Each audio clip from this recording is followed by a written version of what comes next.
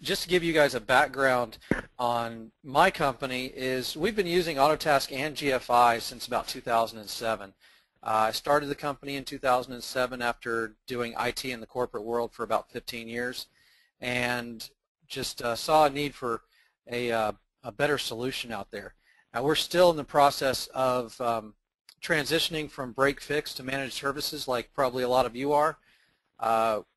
You know, we have about 30 servers under management and about 250 workstations. So I don't know where all of you guys fall, but for us that's where we are right now.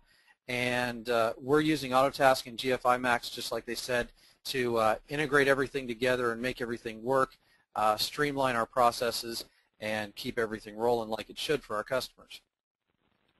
Now, one of the things that I liked about GFI MAX and Autotask when they first brought out the integration between the two was how simple the auto mapping is. And I know that GFI MAX has some good recordings and webinars on that.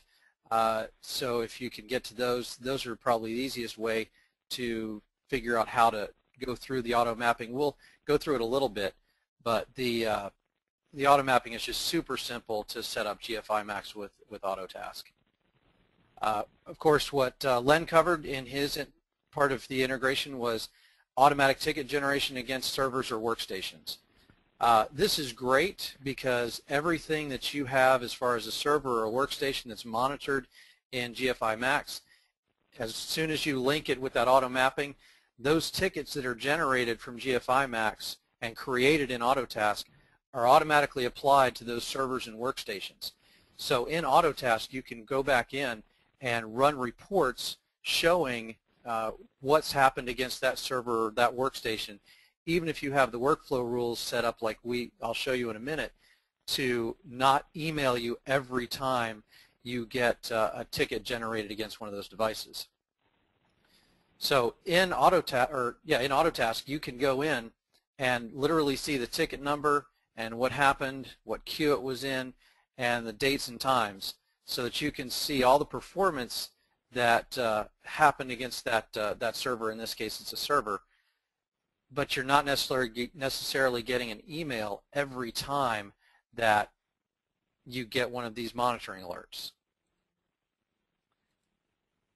Now, the other great thing about GFI MAX and Autotask integration is that when you clear a ticket or you close a ticket and add time to it in GFI MAX, it automatically closes the ticket in Autotask.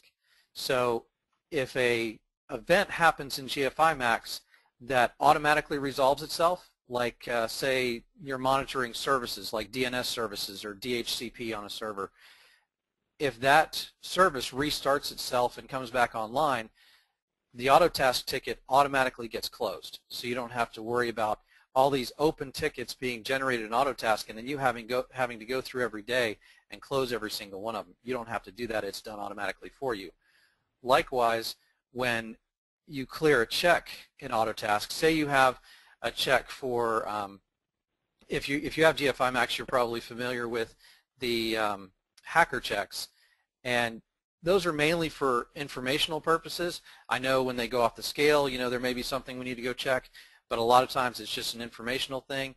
As soon as you clear that check in GFI MAX, it's going to close that ticket in Autotask as well. The next thing is you can enter time and summary notes from inside GFI MAX dashboard. That means when you're working in your GFI MAX dashboard and you're working on events that have happened that you need to deal with, as soon as you deal with that and you go in to clear the check, you can enter time and notes against that check, and those time and notes automatically become billable time. They act just like a time entry in Autotask, so that that time is automatically billed and the ticket is closed, just like you would if you had to go back and forth, but you can stay in GFI MAX and get all that done without having to switch back and forth.